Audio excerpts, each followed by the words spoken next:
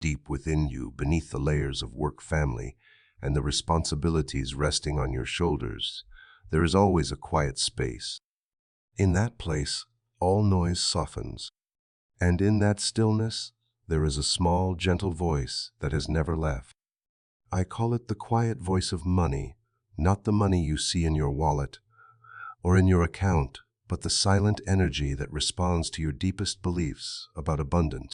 This voice does not push, does not blame, does not urge you to run faster or do more.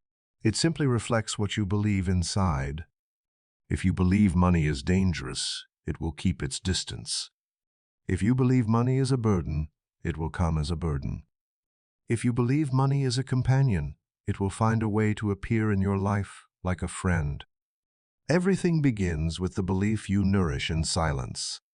Throughout my life, I have noticed something simple but profound. It is not money that shapes a person's destiny.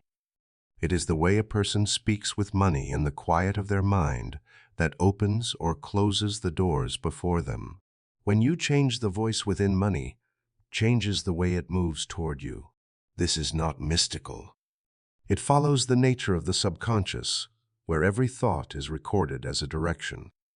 Many people feel they pray into emptiness, that their words are unanswered. But you never speak into a void. Every image you hold of a full account, every hope for stability, every desire to be free from financial pressure is a form of conversation. The only question is whether you are quiet enough to hear the reply. The subconscious does not answer with sound. It answers with peace, with a timely idea, with gentle clarity when you sit down and breathe slowly. Today, I invite you into a new journey. Not a journey of chasing money and fear, but a journey of listening to yourself. Let me walk with you step by step so you can see that money is not a stranger. It is a current trying to work with you. When your inner world settles into peace, money returns with ease. If you are ready, we will explore that voice together. A voice that has been with you for so long, simply waiting for you to open the door and enter the deepest conversation of your life. MONEYSTHELIGHTFLOWUGHAYOURLIFE. There are moments when you look at your money and wonder why it comes and goes like a breath, yet carries enough weight to pull your heart down. You work hard, you try every day, and still it feels as if what you need is always just out of reach. Years ago, when I was young, I believed money was something fixed, staying wherever it happened to be, unmoving and unchanging. Only much later did I understand that money is more like a ray of light. It does not follow the path you point to with your words. It follows the path shaped by your inner state. When I say money is light, I do not want you to imagine something distant or mysterious. Picture an afternoon when sunlight streams through your window and fills your room. The light does not decide whether it will shine. It simply moves through the space that is open. Money is the same. It does not choose to favor or reject anyone. It flows through places where the mind is open and peaceful, just as light enters a room when the curtains are drawn back. In many years working with people, I met a man named Adam. He was American simple in his lifestyle, diligent in his work, never careless with responsibilities. Yet whenever money came up, his eyes dimmed. Adam said to me, "I do not want money to bring more trouble into my life. I only want enough to live, but the more I think that way, the more trouble comes." I listened for a long time and realized he did not lack money because he was incapable. He lacked because he was afraid. He hid his fear inside a gentle-sounding sentence that was full of rejection: "I only want enough." When you tell life that you only need enough, you close the door to an endless flow of light. You place limits on what can come to you, and every limit in your mind is a curtain pulled shut, blocking the light from entering. I told Adam that money is not a source of conflict. It simply follows the quiet instruction you give it. If you see money as dangerous, it will avoid you. If you see it as heavy, it will become heavy when it arrives. If you see it as supportive light, it will come as an ally, not as a shadow. In the weeks after Adam began to change the way he thought, instead of saying, "I only need enough," he whispered something new each morning while sitting in his car before work. He spoke so softly it was as if he spoke to himself. He said, "I open the door for the light of abundance. I allow life to care for me in simple and peaceful ways. I let money enter the places I once closed." He did not expect miracles, but what happened felt like an invisible door opening. A friend called him, saying their company needed support in management. He did not apply or search for anything. The opportunity found him. I asked what he had done. Adam replied, "I only changed the way I spoke about money. I stopped seeing it as something that brings trouble. You know, when you change the way you speak to money, you change your energy. And that energy is always reflected in your reality. Money does not run to the lucky. It flows to those who no longer chase it in fear. Like light, it moves into spaces, no longer covered by worry, guilt, or the sense of not deserving. Look back at your life for a moment. Have you ever said, "I am not good with money. Money comes and goes, money drains me. I do not want to deal with it"? Every sentence like that is a hand pulling the curtain closed, keeping the light out. You are not wrong. You simply did not know that money listens to the belief you hold the longest. It does not respond to what you say when you're tired. It responds to what you silently believe. I want you to try something simple right now. Place your hand on your chest and take a slow breath. Then gently ask yourself, what do I truly believe about money? Not what you want to believe, but what you have believed for a long time. Maybe you will discover an old fear. Maybe you will see that you think money threatens your peace. Maybe you will notice a childhood belief that money is hard to earn, that wealthy people are dangerous, or that happiness has nothing to do with money. Do not rush to fix anything. Just notice. That noticing is like drawing back a part of the curtain. Even a small opening is enough for light to enter. Money does not ask you to be perfect. It only asks that you open. And when your mind softens and no longer pushes against the idea of money, that light begins to fill the dry places of your life. It does not arrive in chaos. It arrives slowly, like the morning sun shining into a room you have just opened. If today you feel lacking, do not blame yourself. Lack does not speak about your worth. It only tells you that an old belief is ready to be replaced. You can begin now with the softest sentence your heart can receive. I allow the light of abundance to flow into my life. And let that sentence do its work. Today, as you look at your relationship with money, what do you think is the biggest curtain blocking the light of abundance from entering your life? Thank you for listening to this part. WHEE in YOUSPE, a KTOMONA, YMONEYANSWERSWITH, CIRCUMSTAACE. It's in daily life. There are sentences that seem harmless yet carry an instruction sent straight into the subconscious. You may casually say that you are tired of money, bored of managing it, or weary of thinking about bills. These words do not float away in the air. They become quiet signals that the subconscious processes by turning them into lived experiences. I often tell my students that every word spoken in emotion is a seed, and money always follows the path shaped by that seed. One day, during a small gathering in a little church on the outskirts of Arkansas, I met a young woman named Grace. She worked hard, kept her household in order, yet her eyes carried a deep tiredness. When the topic of money came up, her voice softened. Grace said, "I do not understand why, even though I try my best, everything becomes messy by the end of the month. Money comes and goes as if it only stops by for a moment before leaving. I cannot hold on to anything." When I asked what she often said about money, she gave a sad smile. She replied that whenever unexpected expenses came up, she would mumble, "I am tired of money. I do not want to deal with it anymore."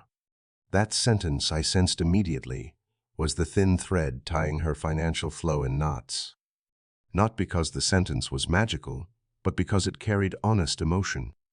And the subconscious always gives form to the strongest emotional tone you imprint on it.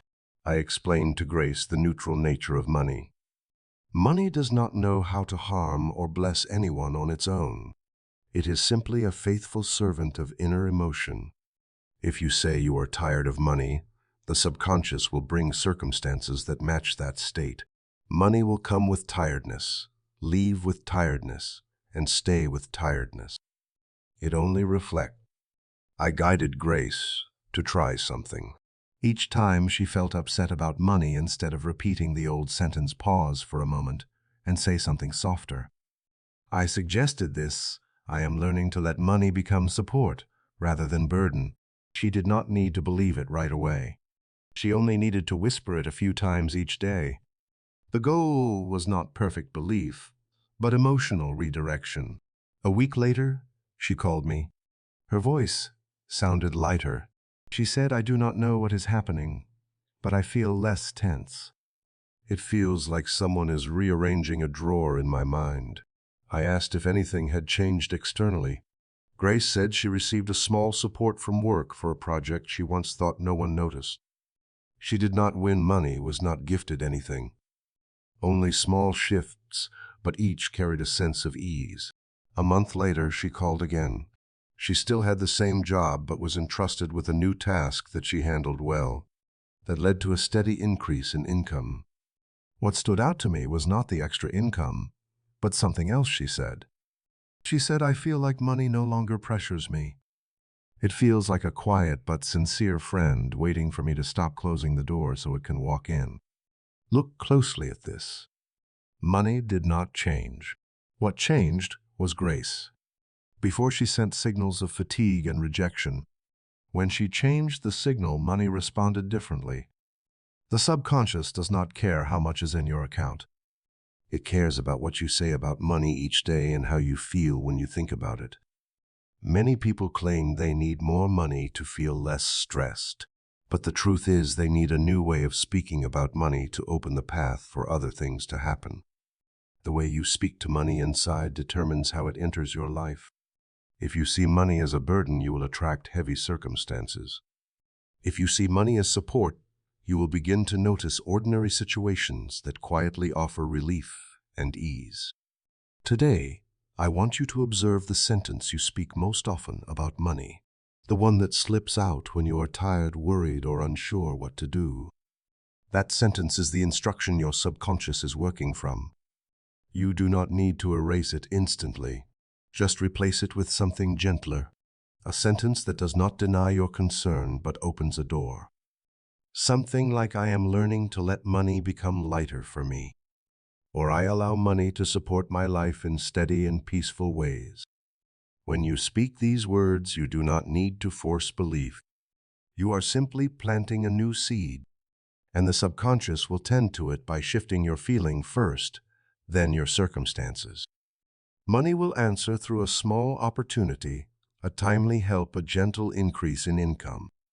And slowly your life will begin to reflect the words you chose to plant within yourself. You do not need to speak loudly. You only need to speak clearly. The voice inside you is the key. And money always answers not with sound, but with real changes in your life. T E E U E E U E U U E. That place is not loud, does not analyze, does not justify, and does not argue with you. It only records and builds. I call it the secret room of the subconscious. It is not a room in the physical sense. It has no walls and no door, yet it is where every thought, emotion, and image you hold the longest is stored like materials used to build your tomorrow. If you imagine the mind as a large house, the conscious mind is the living room where you interact with the outside world, while the subconscious is the quiet room behind it, a room you never invite anyone into. Only you enter that room when you close your eyes, when you loosen your body, when your heart softens. And that room is what creates your financial life, your abundance or your lack, because everything you accept in silence becomes a command for the world outside. Once I spoke with a man named Samuel. He worked in engineering, skilled with numbers, and very logical in his thinking. He believed that only action creates results. But he could not understand why, despite trying his best, he remained stuck in a cycle of lack. He said, "I have done everything I can, yet I always feel like I am falling behind." When he said that, I did not look at his effort. I looked at what he silently believed about himself. And I asked, when you do not speak out loud, when you are alone in your mind, what do you truly think about yourself and about money? He stayed quiet for a long time, then said, "I always feel like I never do enough. I am always afraid I am missing something." I could see immediately that the secret room of his subconscious was built with bricks of fear and self-blame. And even though he did a lot externally inside, he constantly sent out the message that he was not enough. The subconscious does not argue with that. It receives it as truth and builds circumstances to match. That is why Samuel kept seeing results that reflected the belief he hid in silence. I told Samuel that the subconscious never asks whether something is correct or whether it should believe it. It receives and records. Whatever image you give it, it works from that image. Whatever emotion you plant, it expands into experience.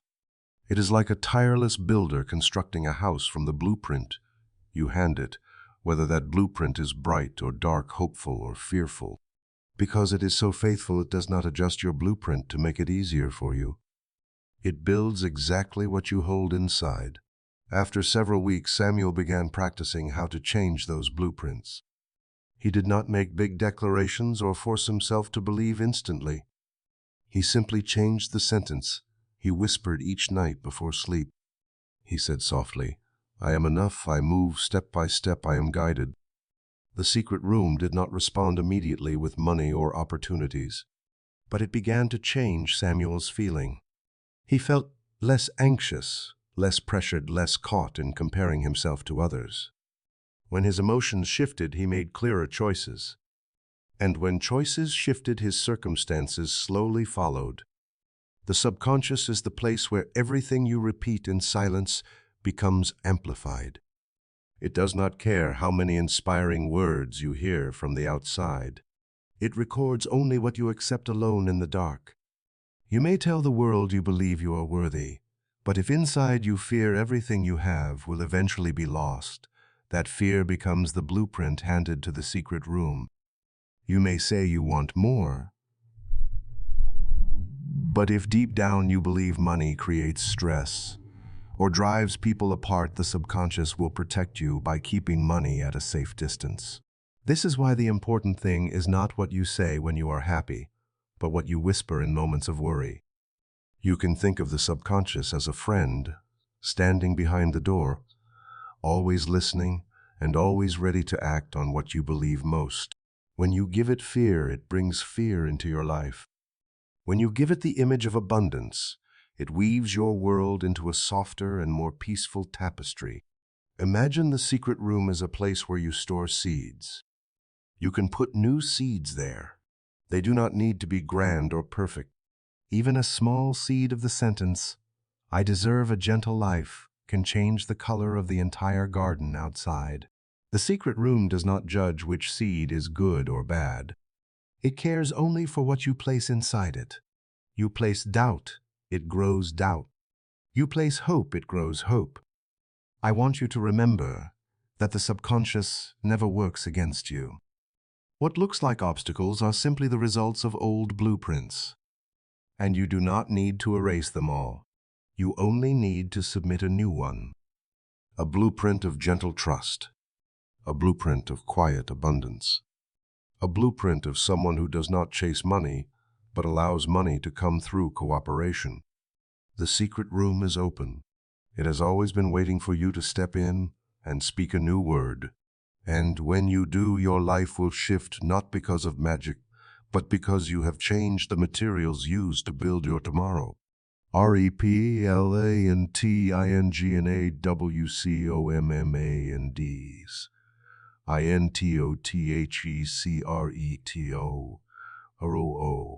Intothercretom. There is something very few people realize. The subconscious does not change through logic, it changes through emotion. It is not persuaded by long explanations, yet it easily absorbs what you whisper when your heart is open.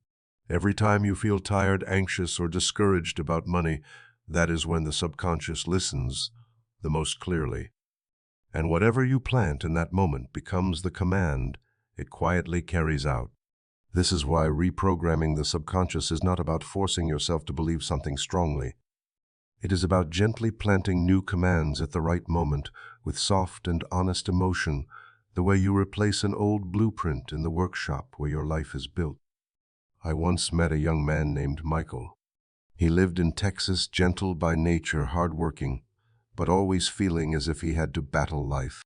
He told me that whenever he faced difficulty, he would say to himself, "I have to try harder, I have to push through." He thought saying that would make him strong, but he did not know that this command made his subconscious place him in situations where he had to keep pushing. Each time he felt close to stability, something happened.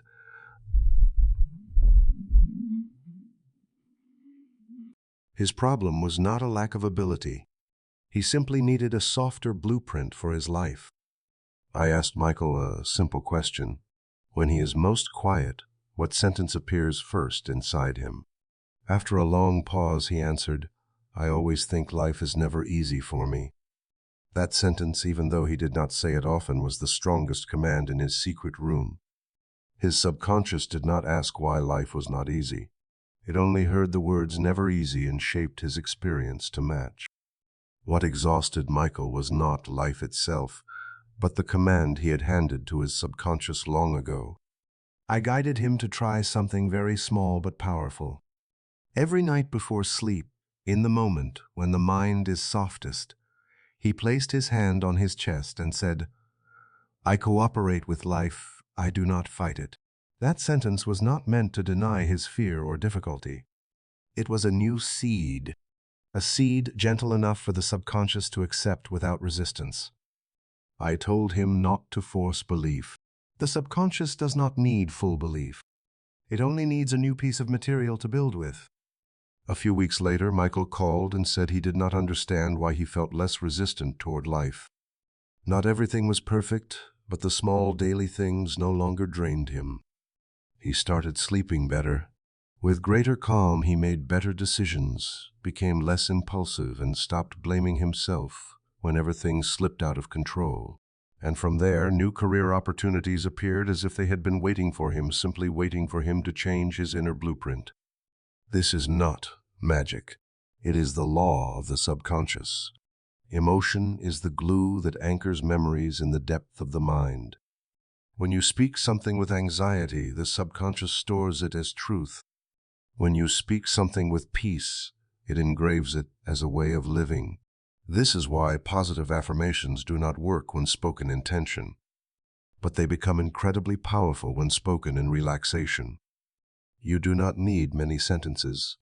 You only need one that is right and gentle enough. I invite you to try this one.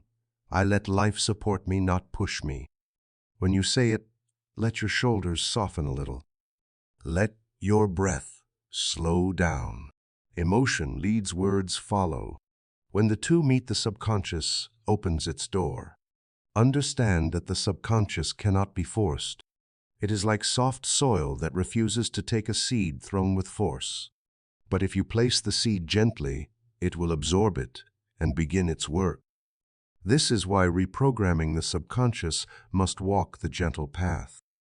The more you push, the more it closes. The more you soften, the more it opens. You may have repeated many positive statements for years without seeing change. Not because you lacked belief, but because you repeated them while your heart was tense. The subconscious heard the tension and assumed the statement was not true. The right path must begin with peace. Only when you breathe slowly, when the body softens, when fear settles even a little, will the subconscious accept your words as a new command. I want you to try this tonight. When you lie down before sleep, place one hand on your chest and one on your belly. Say slowly, I let life flow toward me with peace. Do not try to believe it. Simply let the sentence move into the deepest place you can reach. Then let sleep take over. The subconscious will record what you planted and begin adjusting your feelings, your intuitions, and the small thoughts that shape your tomorrow.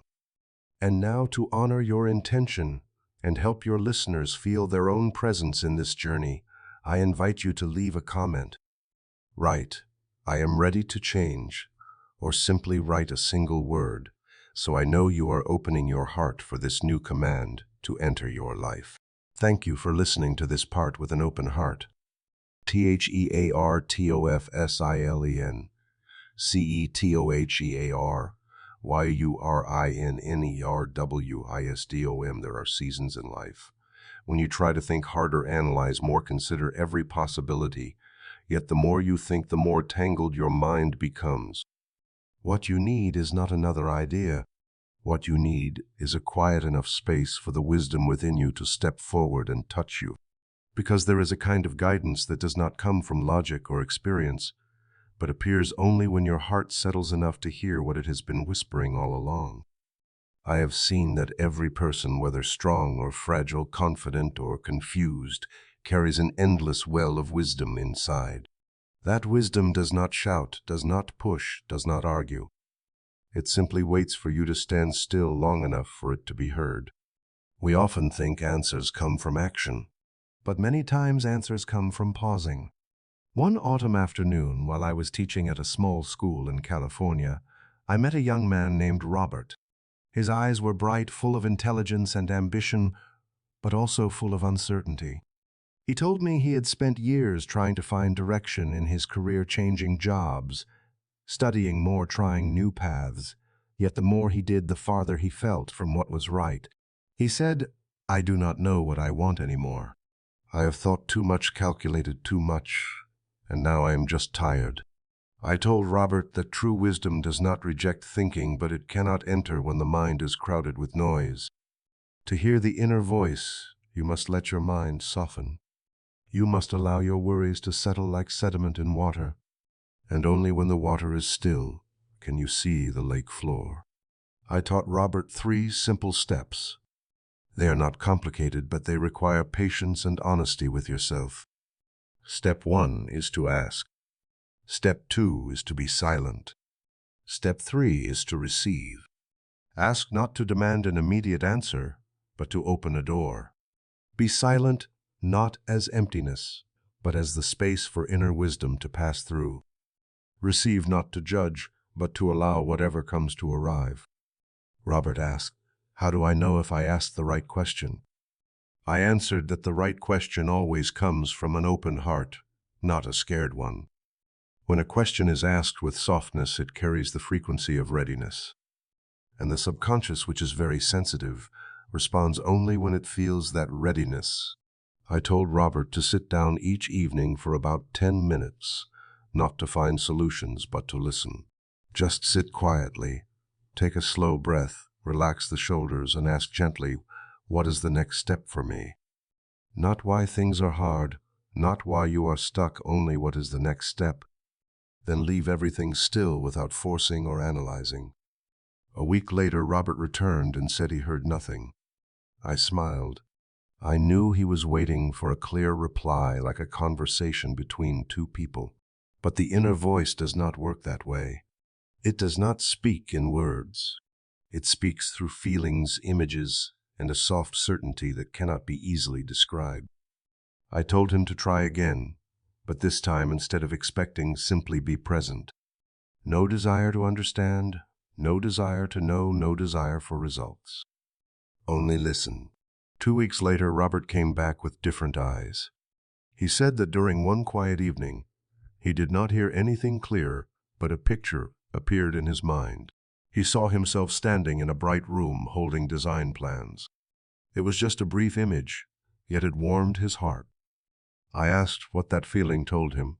He said that he had always liked work related to building and architecture, but never believed he could pursue it because he lacked confidence. I smiled. That was his inner wisdom speaking.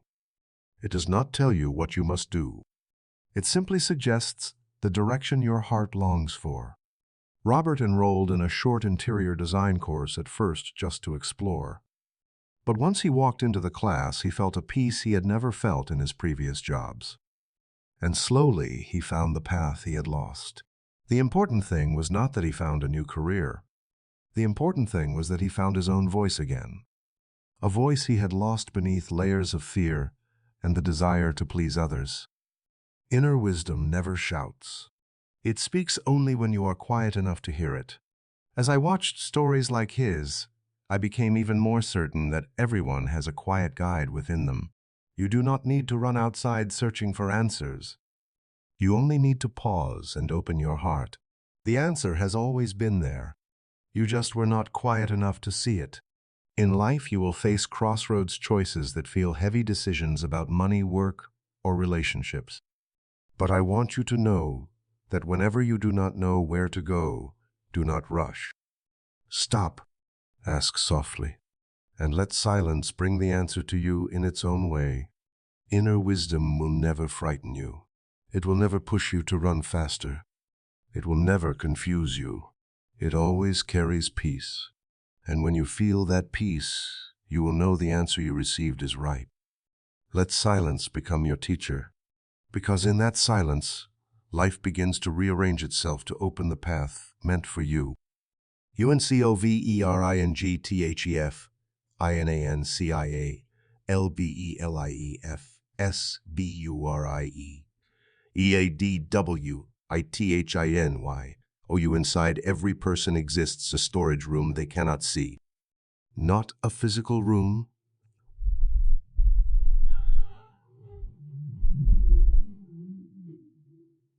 but a place where beliefs from childhood are kept shaped by the things they heard in kitchens, living rooms, and late nights when their parents were still struggling with life. Those beliefs, even if spoken casually, were recorded by the subconscious as rules, and they silently determine how a person receives, keeps, or loses money throughout life. To change your financial flow, you must start by uncovering these hidden beliefs. I remember a woman named Helen whom I met during a small gathering in Oregon. She was gentle, calm, hardworking, yet, whenever money was mentioned, she hesitated as if touching something forbidden. Helen said that whenever she received money, whether small or large, she felt an unexplained worry.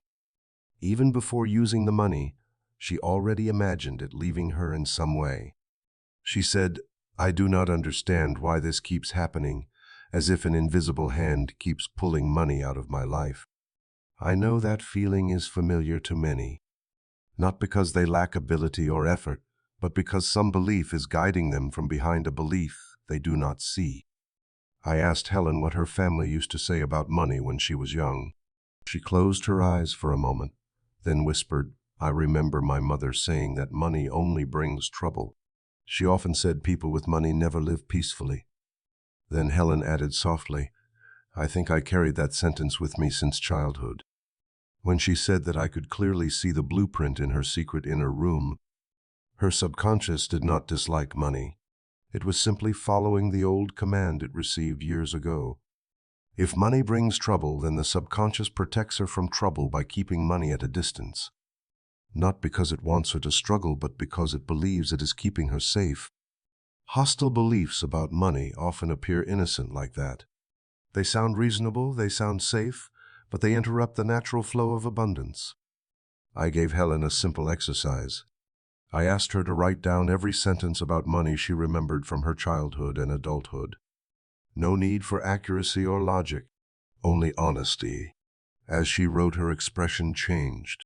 Some sentences she had not thought of for years. Some made her smile faintly. Others made her eyes sink. Sentences like, "No one has everything, money comes and goes, honest people never get rich, money creates distance." When Helen finished, I told her to read each sentence and ask herself whether it was true, or simply someone else's fear passed down to her. She stayed silent for a while, then said most of them were not truths, only the worries of the grown-ups in her family. And she had carried those worries like an inheritance she never intended to accept. I told Helen that you cannot erase a belief by arguing with it. You can only replace it with a new one that is stronger, kinder, and more aligned with your soul. The subconscious does not respond to reasoning. It responds to images, emotions, and gentle repetition. So I guided her to write a new sentence to replace the old one, not to deny the past, but to create the future. Her new sentence was money is the friend who supports me, not the one who creates distance.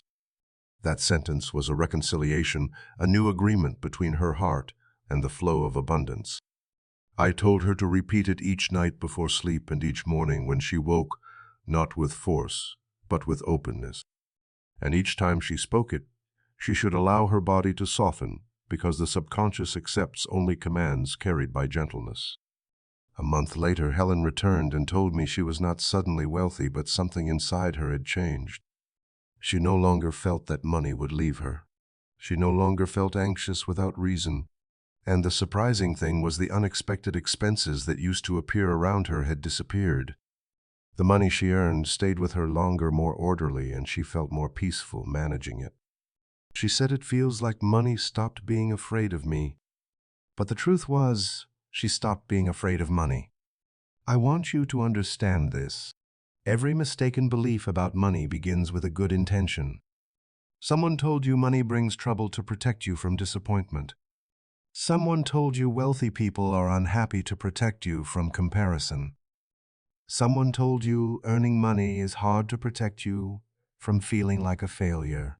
But good intention does not equal truth, and you have the right to choose beliefs that match your soul. The subconscious is neutral soil. It will grow any seed you plant. When you do not know, old beliefs are buried in that soil. Life seems to work against you.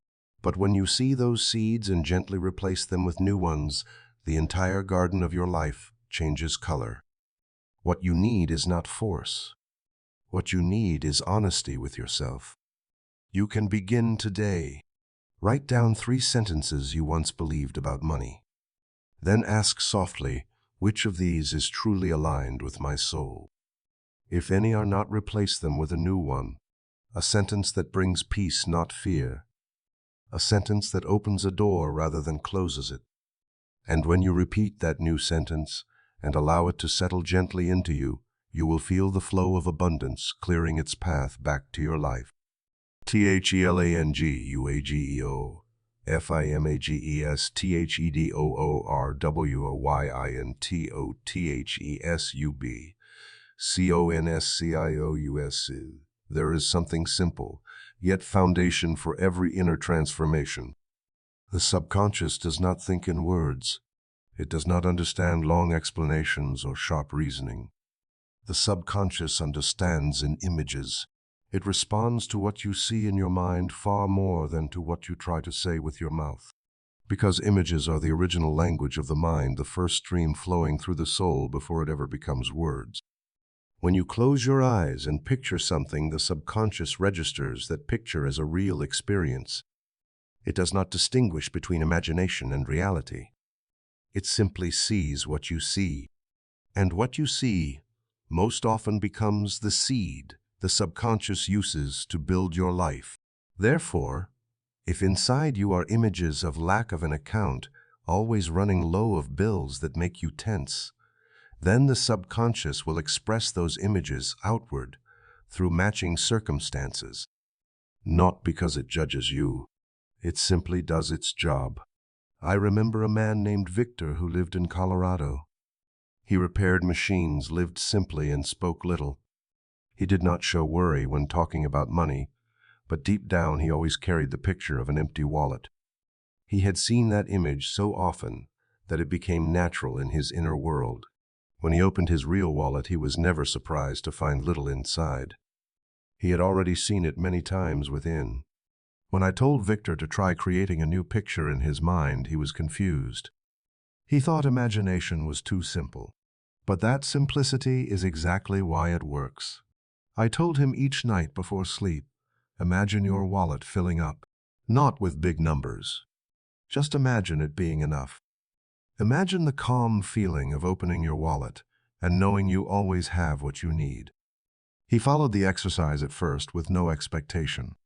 A month later, Victor returned and said he was not suddenly wealthier, but his small business became more stable. Random expenses that used to appear disappeared. Bills arrived at times when he could easily pay them. And more importantly, he felt peaceful when thinking about money.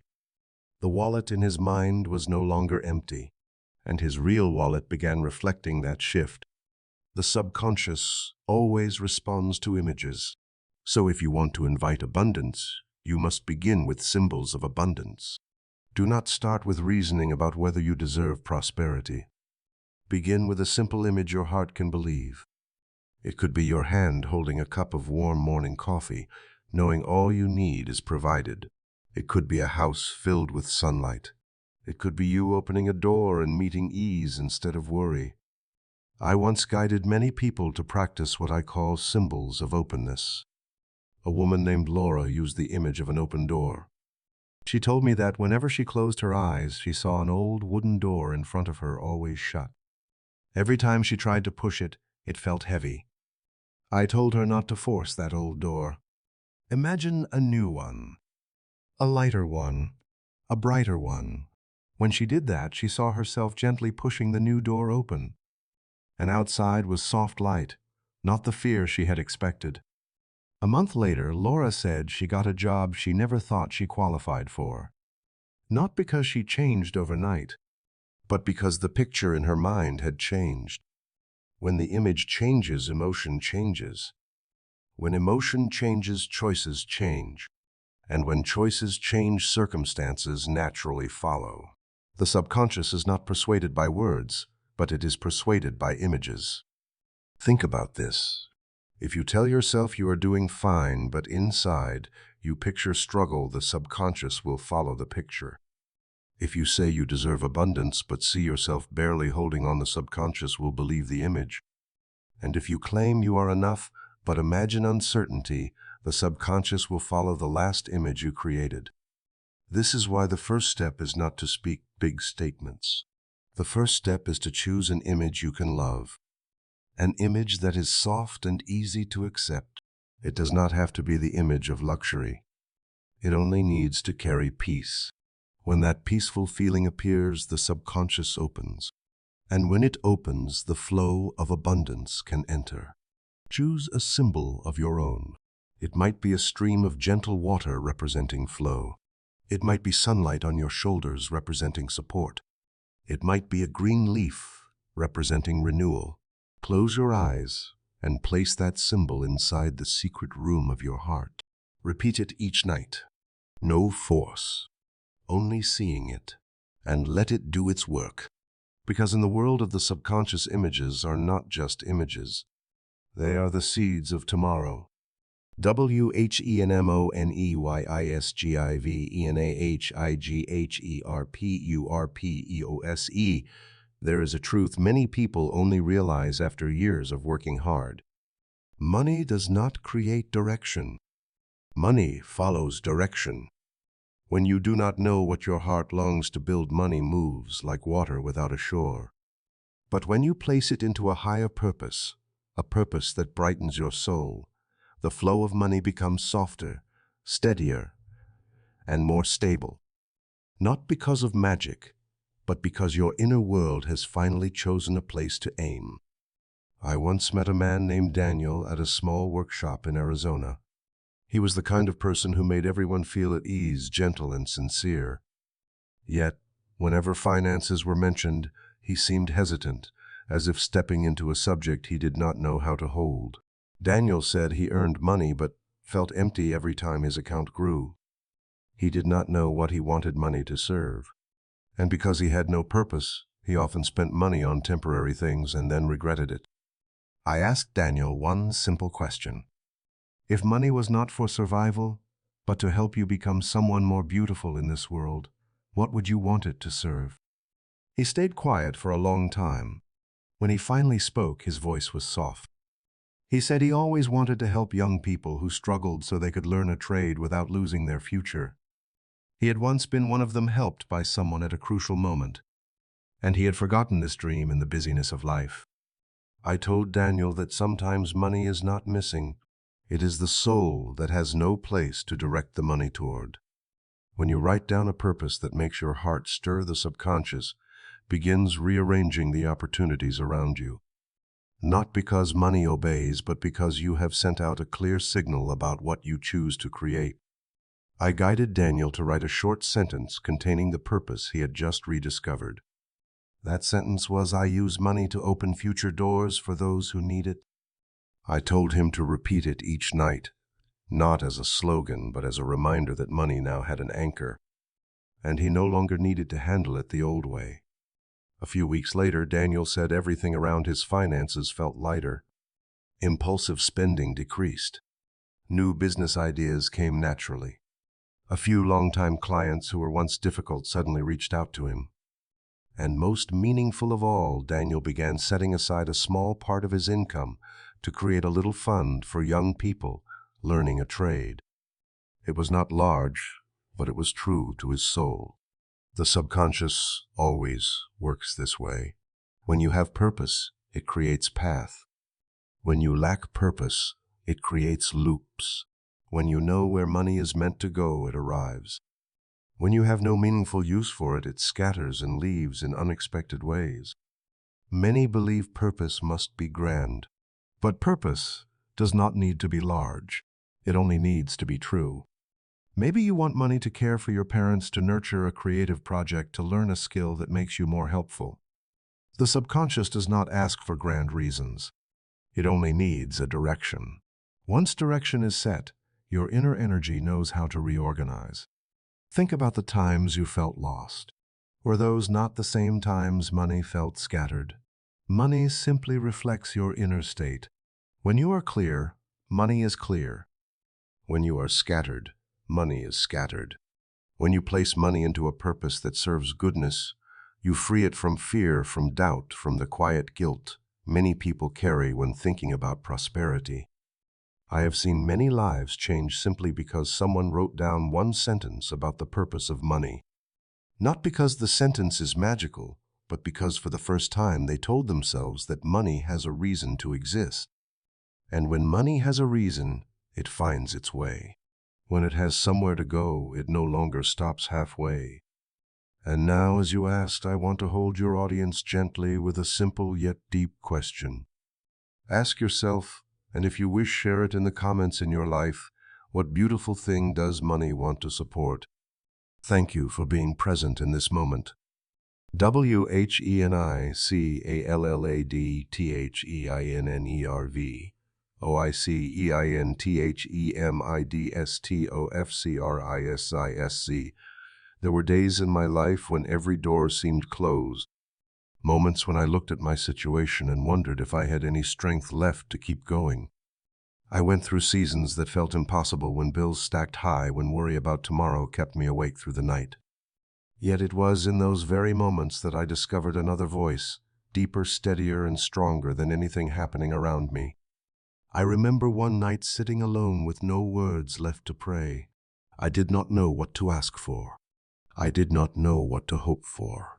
And in that silence I whispered one small sentence, "Please show me the way." I did not wait for an answer. I simply allowed my heart to soften for the first time after many tense days. And that night, not through words, but through a feeling as light as a passing breeze, I remembered something I'd forgotten for so long. Strength does not come from trying to control everything. Strength comes from connecting with the inner wisdom that never stops flowing even when the surface of life is in chaos. When I let my heart settle, the answer appeared like a seed under the dark soil. I realized that crisis did not come to destroy me. Crisis came to push me back toward my inner source. I had been looking outward for too long, seeking security from things that were always changing. Only when I turned inward did I see the real door open. In the days that followed, I began doing something very simple. Whenever fear rose, I placed my hand on my chest and whispered, "I am guided." I did not need to know what tomorrow would bring. I only needed to take one step in peace. And strangely, those small steps led me to opportunities I never imagined. Not everything changed overnight, but I changed. And because I changed, my circumstances followed. Looking back now, I understand that the inner voice had never left me. It had only been waiting for me to be quiet enough to hear it. And each crisis became an invitation to return, an invitation to trust, an invitation to remember that the greatest guidance does not come from the outside, but from deep within my soul. THENIGHTRITUALAND THEPOWERQUIATTRANSFORMATIONAR. And there is a moment in the day when a person can most easily touch the truth within themselves. It is not the busy morning or the noisy afternoon. It is the moment before sleep, when the outer world has closed, when the noise of responsibility loosens its grip, when the mind softens and the heart returns to its natural rhythm. The subconscious opens, and whatever you place into that moment goes directly into the deepest part of your inner life. For many years, guiding people through healing their financial beliefs, I have always reminded them that nighttime is not for worrying. It is for programming. Many people carry fear into their sleep and wonder why they wake up heavy the next morning. But they do not know that the subconscious has spent the entire night multiplying whatever they planted before closing their eyes. If you plant fear, you wake in fear. If you plant peace, you wake in peace. The subconscious only does its job. I remember a young woman named Amelia from the outskirts of Seattle. She was strong and independent, yet carried a deep fear of never having enough. Even with stable income, she always felt she could lose everything.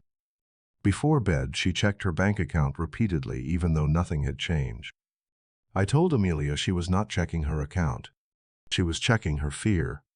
And each check was another reminder to her subconscious that scarcity must be prepared for. I guided her through a simple ritual. Before sleep, instead of looking at numbers, place a hand on your chest and imagine a soft light spreading from within. Whisper, "I am provided for. I am guided, I am safe in abundance."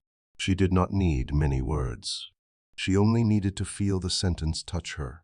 The first night, Amelia said it felt unfamiliar, but by the third night she noticed she could breathe deeper. By the fifth night her mind felt quieter as she drifted to sleep.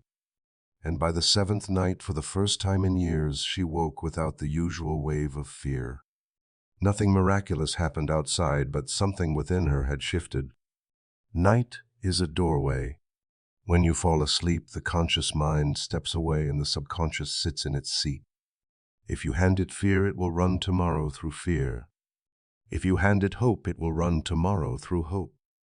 The subconscious is always faithful to the last teacher that speaks to it before sleep.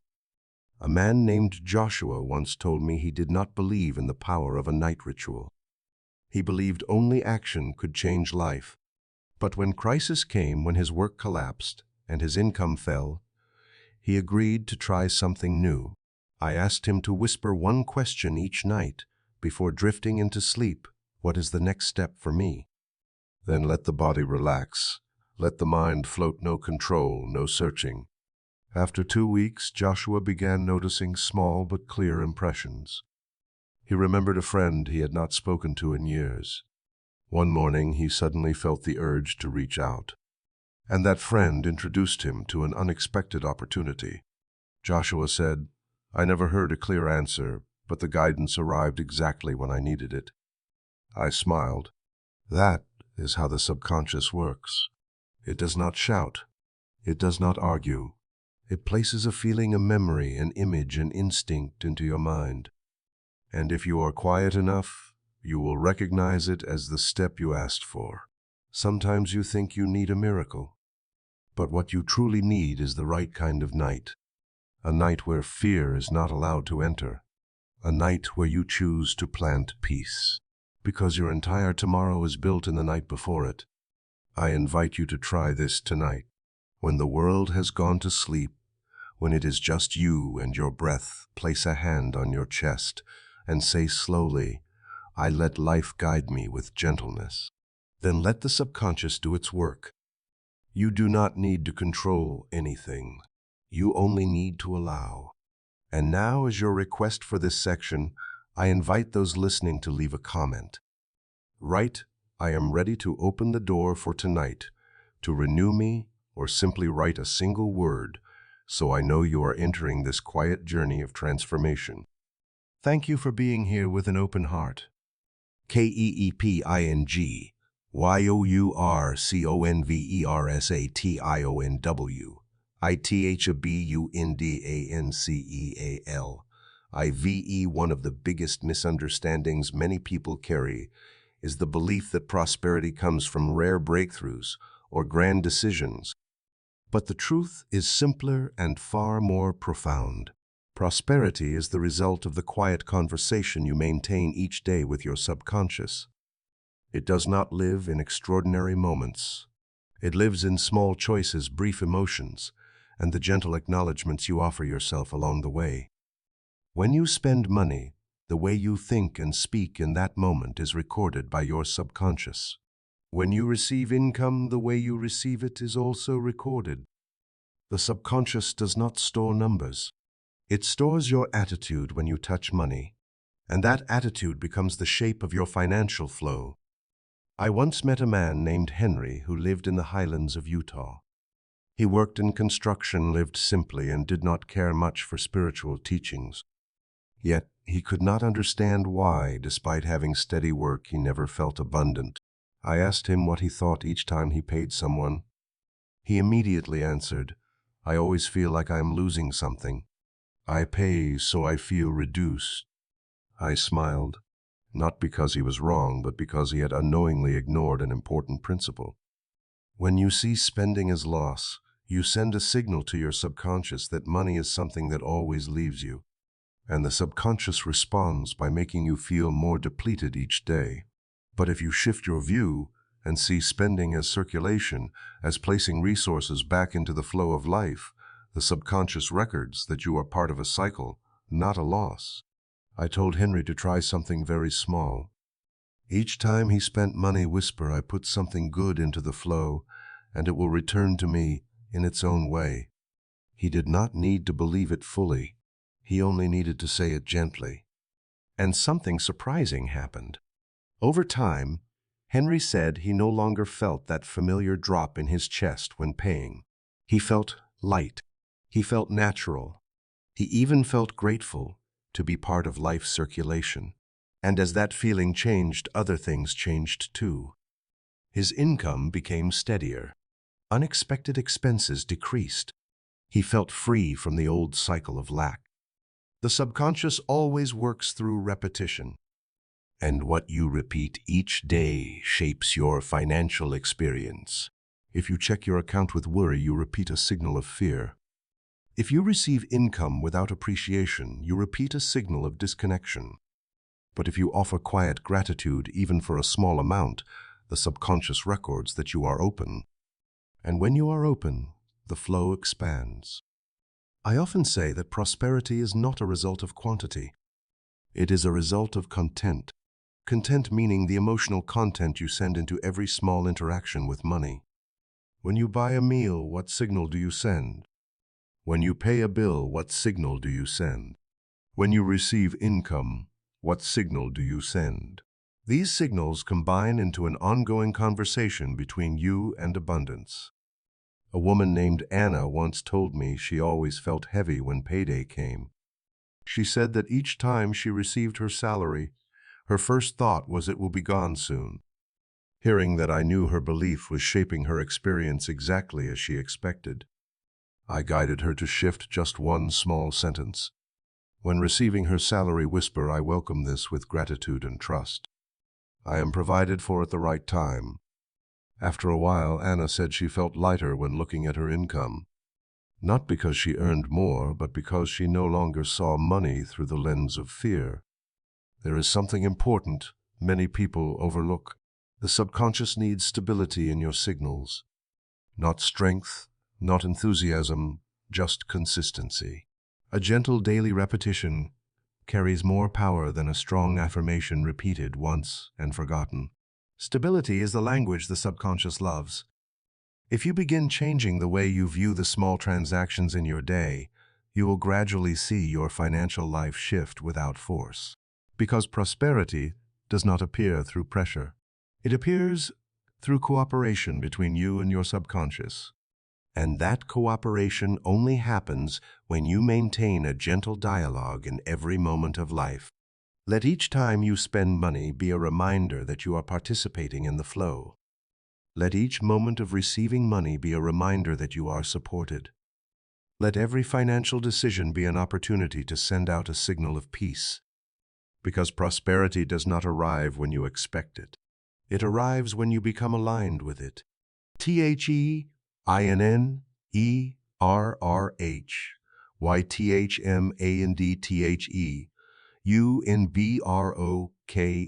UNBROKENFLO. W in a person's financial life, it is rarely the big events that shape their direction. It is the inner rhythm they carry each day. Each person has a quiet frequency formed from their thoughts, emotions, and small repeated habits. And that rhythm, whether they notice it or not, is what attracts or disrupts the flow of abundance.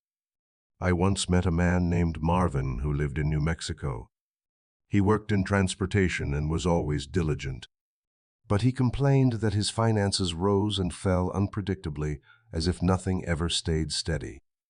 When I asked how he felt each morning, he said he usually woke with tension, thinking of everything that could go wrong. He had carried that worry for so many years that he no longer realized it had become his inner rhythm. I explained to Marvin that the subconscious does not create chaos by itself. It only repeats the rhythm you plant. If the tone inside you is tension, life will reflect situations that keep you tense. If the tone is lack, life will recreate circumstances that feel familiar to that lack. But if the tone is peace, the flow aligns with that peace. The rhythm of the subconscious is not something you force. It is something you nurture. And you nurture it through small, repeated actions. Repetition is what gives power. Not intensity, but consistency. One quiet sentence each morning. One slow breath before making a decision. One gentle thank you when receiving income. One soft release when something does not go as planned. These little moments form the rhythm you live by. Marvin began trying something simple. Each morning before touching his phone or thinking about work, he placed his hand on his chest and whispered, "Today, I walk with a peaceful rhythm." At first, it felt meaningless. But within a few weeks, he noticed that situations, which once frustrated him, no longer pulled him out of balance. He felt more room to breathe throughout the day. And strangely, the financial problems that used to arise so often began to lessen. Not because life suddenly became easier, but because his inner rhythm shifted and life shifted with it.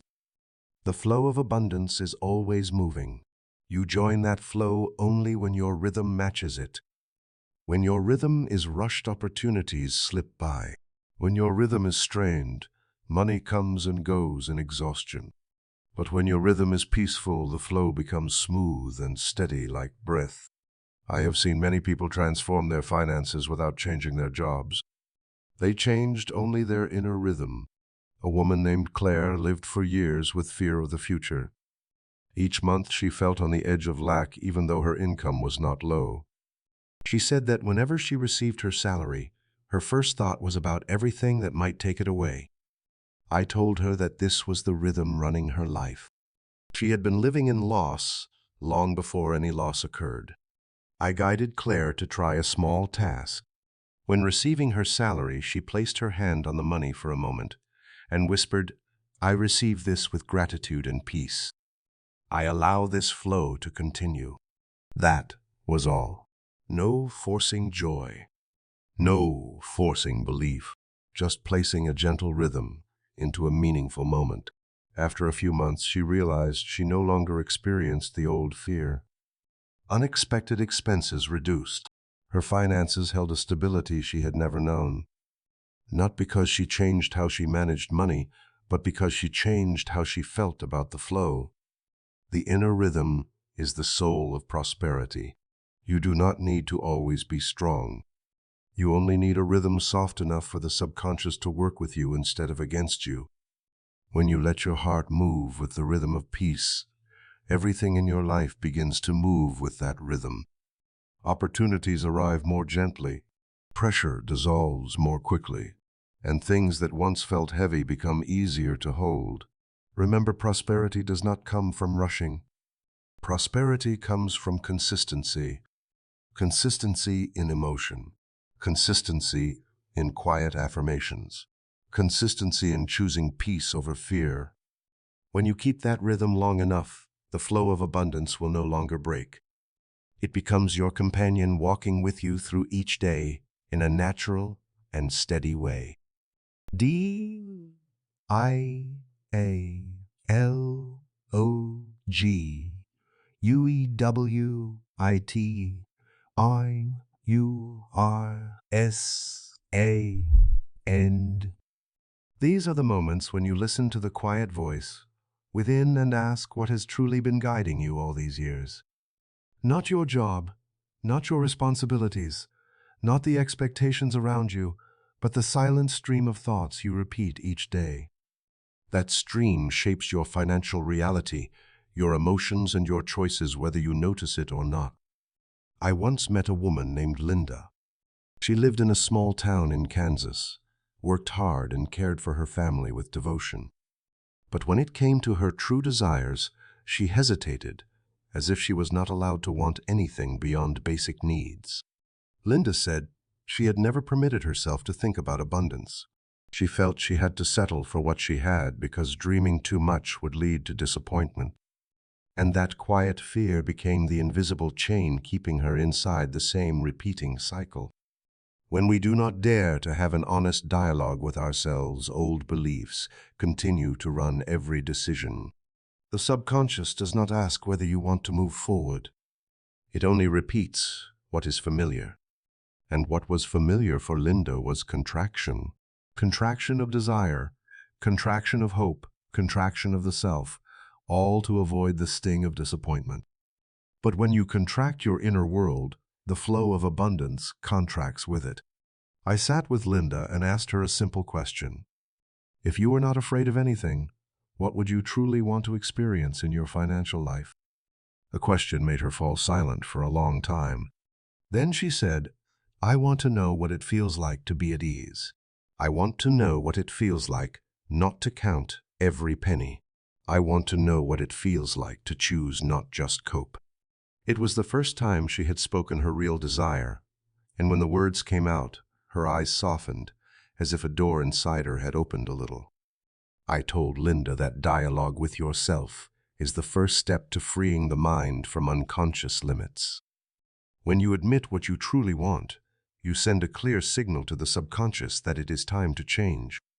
The subconscious cannot build a new reality when you are still afraid to look at your own longing. But one sincere admission is enough to begin the realignment. The interesting thing was that Linda did not change her job, her environment, or her circumstances. But her small choices began to shift. She stopped rejecting opportunities because she felt unworthy. She stopped telling herself that financial ease was a luxury. She began whispering each morning, I allow life to expand with me. And slowly life responded, not with dramatic miracles, but with gentle, steady changes. Her inner world expanded and her financial flow expanded with it.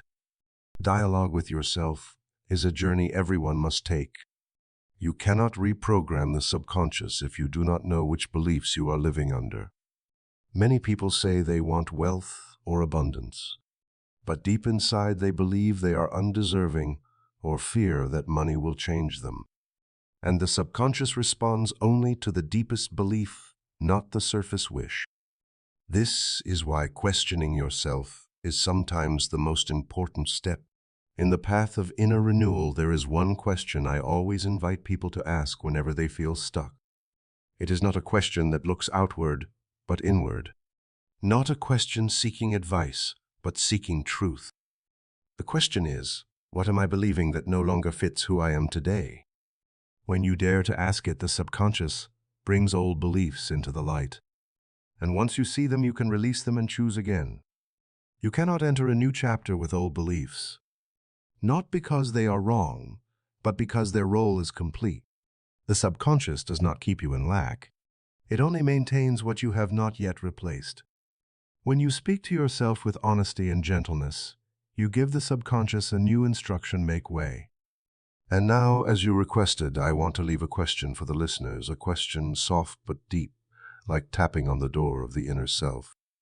If you allow yourself to be honest in this moment, which belief inside you is quietly keeping you small? Thank you for pausing to hear yourself. THEPOWERGENTLSTEPSOFCHANGE. In my years walking with people who are finding their way back to inner abundance, I have learned something profound. Real transformation does not arrive in loud moments. It arrives in the small, gentle, quiet ones. People often believe that to change their life, they must do something big or drastic. But the truth is the opposite. A changed life does not begin with noise. It begins with a small decision nourished each day with patient softness. I once knew a man named Edward who lived in California. He was careful and disciplined, yet he felt as if he was always balancing on a thin wire. Each time his finances improved a little, he immediately feared something would come and break that stability. That fear lingered like a shadow. He told me he was tired of living in constant defense. He knew something inside him needed to change, but he believed the change would be difficult and heavy. I told Edward that renewal does not come from exhausting effort. It comes from a shift in the rhythm of the heart. The subconscious does not respond loudly to forceful commands. It responds to the consistency of gentle reminders. Every small thing he did with peace, no matter how insignificant it seemed, opened a sliver of light. And when that sliver stays open long enough, the subconscious chooses the light. I guided him into a simple practice. Each day, choose one moment to stand still. Just one. He did not need deep meditation or sharp focus. He only needed to pause and whisper, "I am learning to live lighter each day."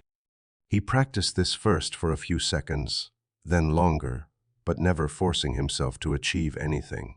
Over time, Edward told me that the constant worries no longer gripped him the way they used to. He could make decisions without being dragged back into old fears. He felt more space inside his mind. And what surprised him most was not the result, but the simplicity of the path that brought him there. One small change repeated long enough created a new reality. Transformation always begins quietly. A soft sentence, a slow breath, a moment when you stop resisting life, a minute where you choose peace instead of urgency. The subconscious does not ask for much. It only needs to know where you are going. And when you show it the direction, it will carry the rest of the path. I also realized that many people fear change, not because they do not want a better life, but because they believe change demands too much all at once. But the subconscious does not work that way. It does not take things away from you. It only expands what you are ready to receive. And you are most ready when you change gently, little by little. A woman named Eleanor once told me she had tried many methods yet could not hold on to prosperity. She felt like water slipping through her fingers. I asked what she did each day. She said she tried very hard to believe she was worthy. I smiled and told her that the subconscious does not respond to force. It responds to softness. I invited her to replace all the strong effort with one small sentence: "I am learning to let things become easier." She practiced that sentence in the most ordinary moments of her day. A few weeks later, Eleanor said the subtle sense of loss she always felt had faded. Her financial flow gradually became steady. But more importantly, she felt lighter inside. She said, "It feels like I stopped tightening my grip." And when she stopped gripping, life stopped slipping away. That is what I want to remind you. You do not need to change everything. You only need to change one small thing and keep it long enough for it to become your new nature. When you shift the rhythm of one day, you shift the rhythm of the future. When you change one small thought, you change the blueprint your subconscious uses to build tomorrow. When you choose peace once, it becomes easier to choose peace again and again. And abundance begins to flow with that new rhythm. The deepest transformations always come from the gentlest steps.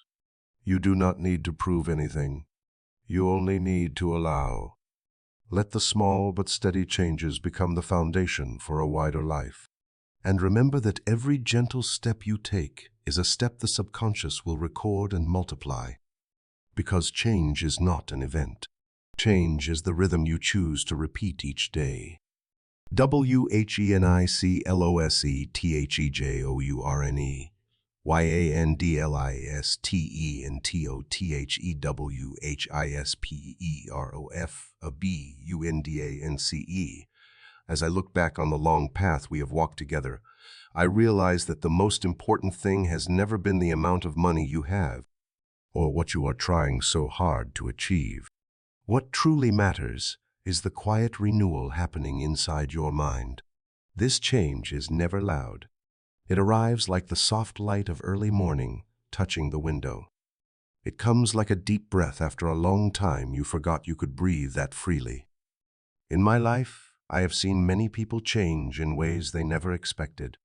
Not because they found some great secret, but because they found themselves again. When you return inward, you will see that the resource you have been searching for has never lived outside you. It lives in the beliefs you nurture, in the attitude you carry each morning, in the stillness you allow your soul to rest in. There were times when I, too, felt lost. I sat inside the shadows of worries I did not want to admit. And in those moments, I learned the most important truth. The subconscious is always listening. It never turns its back on you. It only waits for you to speak to it with honesty. When you speak through fear, it responds with limit. When you speak through trust, it opens a path you never imagined. The day I understood this, the world did not change instantly. But I changed.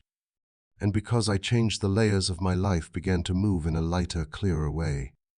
What I want to offer you today is just as simple. Life does not ask you to be perfect. It only asks you to be honest with yourself a little more each day. The subconscious does not need you to be strong. It only needs a clear signal that you are ready to live wider, trust, deeper, breathe, softer.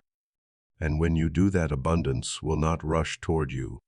It will walk toward you, step by step, breath by breath, like a companion who has been standing near you for a very long time, waiting for you to turn and smile. Today, as we close this part, I want to leave you with one simple truth. You are not alone, and you have never lacked anything to begin again. Every thought is a seed. Every belief is a path. Every moment you choose peace, life chooses you in return.